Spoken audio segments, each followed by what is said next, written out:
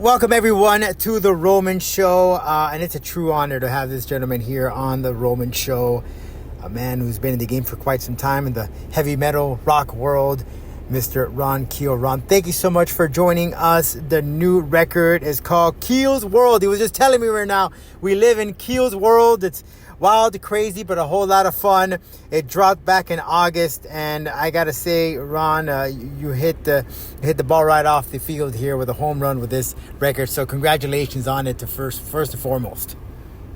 Thank you. I appreciate that. Great to talk to you on the Roman Show, and I appreciate the opportunity to welcome everyone, all of your listeners and you, to Keel World. It's a crazy place, man. Yes, sir. Now, Ron, what really caught my attention is here that you touched on a lot of different styles of rock, from the metal to the 80s, a little country, a little bit of everything. And it seems in this day and age, even in the pop world, right, if you were to look at it, and one guy that just comes to the top of my head is Post Malone, where he has a great voice for rock. Then he went into rap. Then he went into country. So you touched this, though, on the rock area here. So how are you able to incorporate all of that, giving a little bit of taste of each genre in the rock world or the metal world? Well, throughout the last 40 plus years, I've released a lot of albums, and each album seems like a different chapter in your life and in your history. This one, Keel World, is the whole story all on one album.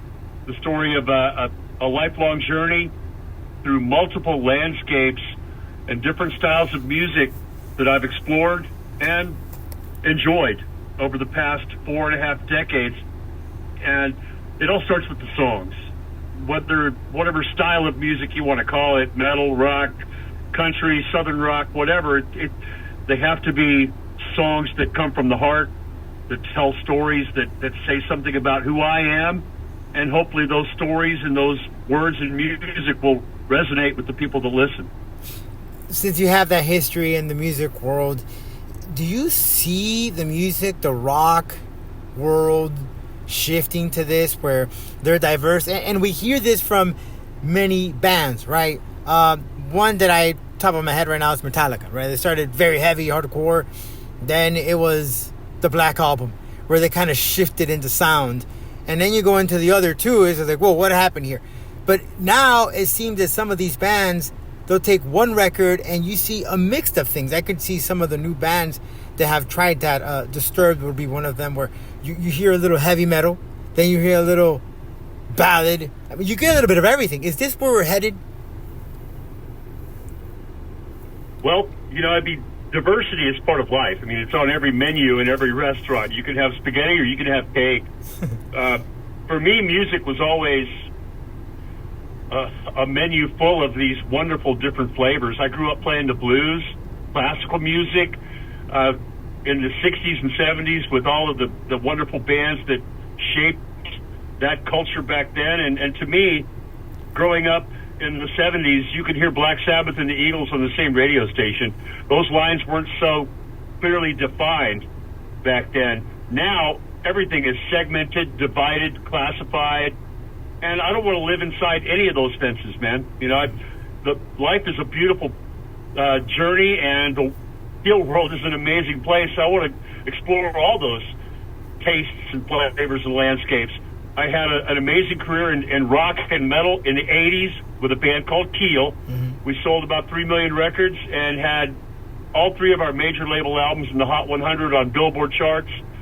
All the dreams came true, touring the world with my heroes, Bon Jovi, Aerosmith, Van Halen, Motley Crue, and many more. And I spent the 90s in country music, following that inspiration, writing songs that come from the heart, songs about life, songs that tell stories. And I combined all that stuff about 20 years ago into a rock, metal, country hybrid, and became what I call the metal cowboy. I'm not entirely at home anywhere but Keel World, and that's why this record is so diverse. It takes you on a journey. There's a lot of different styles of music, a lot of different bands that contributed to this album, and I want to emphasize this is all new music. these are all new songs, not except for the Black Sabbath cover. Everything was written in the past couple of years and recorded specifically for KEELWORLD. You mentioned that Steeler also was a part of it. IronHorse, lots of help there for this KEELWORLD record.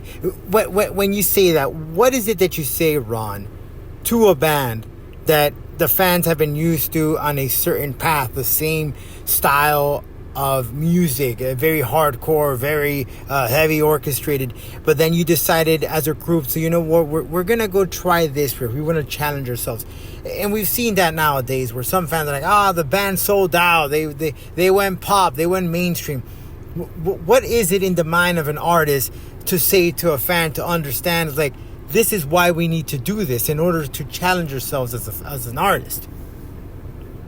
Well, it wasn't like that when I was growing up. I'm just continuing in the traditions of the bands that influenced me. Bands like Led Zeppelin, who could go from an acoustic ballad to heavy metal thunder, and bands like Queen. I mean,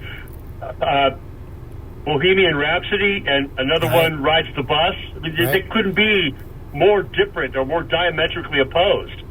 Back then, it was okay. Right. Nowadays, it maybe not so accepted by the fans. You made that reference to Metallica. So, I mean, and the metal fans are a little more selective about what they think is metal or what they feel is metal. Country music is much more accepting. Yeah. To where they'll embrace all genres, all genders, all races, all styles. And if it comes from the heart and it's real, then country music has a little bit more acceptance or tolerance of that. I've never tried to be anyone but myself. I want to be true to my heart and create songs. And how you treat those songs is the key. Rodolfo, you can take any song and make it a metal song. And you can take any song and make it a country song. Yes. I like to do what's best for the song itself and explore those different textures. It's very cinematic. It's like a movie or an actor portraying a role in a movie. That actor can't be mad and angry and fighting all the time. Sometimes it's going to be a love scene. Sometimes there's going to be some sensitive moments where he's speaking a little quieter, and then sometimes he's got to yell and fight. And, you know, it's part of life. It's what we all do every day. We go through an array of emotions in our day-to-day lives. Why can't I do that in my music? You know, it's so funny you mentioned that, because just the other day I was just scrolling through Instagram, and forget his name, but he will get extremely heavy metal music like a Cannibal Corpse or something extreme, right? Like death metal. And he'll convert it into what he calls yacht rock. So, you know, and you're so right. You could get something extremely heavy and make it into a ballad. And I've seen the opposite, where you take some pop music like Ed Sheeran and you make it this heavy metal hardcore song. So you get a little different taste in your ears as far as how the sound goes. Now, let's talk about the music about KEELWORLD. My personal favorite here is Weekend with My Friend. It makes me want to go outside the garage, have a drink under the sun. I live in Miami, so I could do that all year long. Right on. Except for the summer when it rains a lot. But either way, we still get away with that stuff. But on your end, which is the one that really meant the most to you? Which is the most meaningful to you? They really like, man, and just listening to you and speaking to you, it shows that appreciation, that the work that you do. But is there one that really just stands out and like, I'm really extra proud of this because of X, Y, Z? No, I am proud of every song top to bottom on this record. If I wasn't, they wouldn't have made the cut. I do not have a favorite. I love them all. So that's an impossible choice for me. Is there one, though, that you're looking forward to perform live that you say, this one is really going to get the people just bobbing their heads and ready to dance inside the auditorium or theater or the venue? I think any of these songs would work live. And I've always been unafraid to put new material into my show. A lot of established artists want to stick to the hits. Luckily, I only had 5 big hits back in the day, so I could play those 5. And the other songs from my catalog and from my career history. And I enjoy that challenge to go on stage in front of an audience that may or may not know who I am and perform a song they may have never heard, and it works. If it's a great song, man, it works. I've seen it happen with so many different audiences because we play to a very diverse crowd. We will do a show at the Whiskey in Hollywood, for instance, where it's the hardcore Hollywood metal fans that want to come out and relive their childhood and go back in time with the music of Steeler and Keel. And I've also done those same Steeler and Keel songs in front of an audience who wasn't even born when those songs came out, and they're all singing along. They've got their fist in the air and they're singing along because the songs mean something, and because me and my band deliver them in a way that sells the song to the audience. We make you believe that we mean what we say and we mean what we sing. So I love performing all these songs live, and I'm not afraid to pull out new material in front of an audience that's never heard the song before. If it's a good song, it will survive. Now, you mentioned about the cover, The Children of the Grave. Why did you decide to cover that? Well, I was in Black Sabbath for a short time in 1984, and a few years ago I was invited to participate on a tribute record which features all ex-members of Black Sabbath and the extended Black Sabbath family, guys like Rudy Sarzo on bass, Vinny Appice on drums, Bev Bevan on drums, Bobby Rondinelli. So I was invited to participate because of my history with Black Sabbath, and I got to sing 3 songs on that record. I got to cover Ozzy with Hole in the Sky. I got to cover Ronnie James Dio with Die Young, and I got to cover Ian Gillan with Trashed. So really proud of that Emerald Sabbath project and that album that came out a few years back. They're doing Volume 2 now, and a sequel basically to that album with all ex-Black Sabbath members. And the producer invited me to sing Children of the Grave. And I said, I would love to, and I'll do this session for free if you let me the song on my KEELWORLD album. And Mike Sullivan, the executive producer, was kind enough to let us include that. That song also includes 2 other ex-members of Black Sabbath, Bobby Rondinelli on drums and Neil Murray, who also played with Whitesnake, on the bass.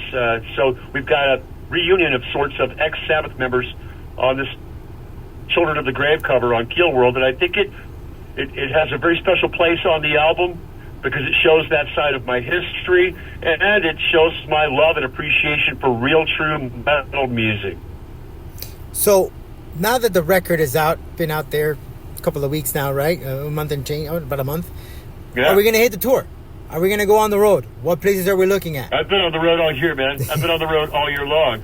I just did a coast-to-coast North American tour, and I had my first sold-out tour of South America this year. Nice. We've been all over. I got to go back to the Whiskey in Hollywood and back to Las Vegas, my former hometowns, Hollywood, Las Vegas, Phoenix, Arizona. So, yeah, I've been on tour constantly this year. It's been an amazing experience, and I look forward to more. I'll be in Nashville on October 19th for our last show of the year at a huge festival called Fish Fest. It's a benefit for the American Society for Suicide Prevention, and Ron Keel Band is headlining that show October 19th at the East Side Bowl in Nashville, Tennessee. Tickets available at ronkeel.com.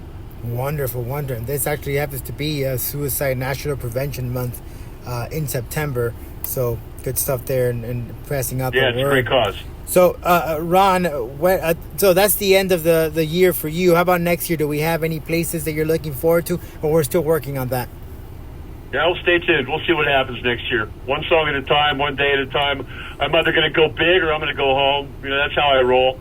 I have some ideas, and we're putting some pieces together for next year. But right now, it's all about KEELWORLD and spreading the word about this album and this music. Just in time for the holidays, we'll make sure to be headbanging to your music, KEELWORLD. Grab a little whiskey, grab a little tequila, and jam to KEELWORLD. Ron, I want to thank you so much for your time. We look forward to somehow, some way, put in there Florida. We love to have you down here and your performance and your crew so we could headbang the night away, Ron. That's got to happen, man. I've got to make it back to Florida. A lot of demand down there. I haven't been in quite some time. It's been, 5-6 years maybe. So hopefully I can spend the winter down there with you on the beach, drinking and sharing a weekend with my friends. There we go. We'll keep it very nice, toasty, and very hot for you, so you'll be fine. All right, brother. I appreciate it, man. Thank you so much. Thank you, Ron.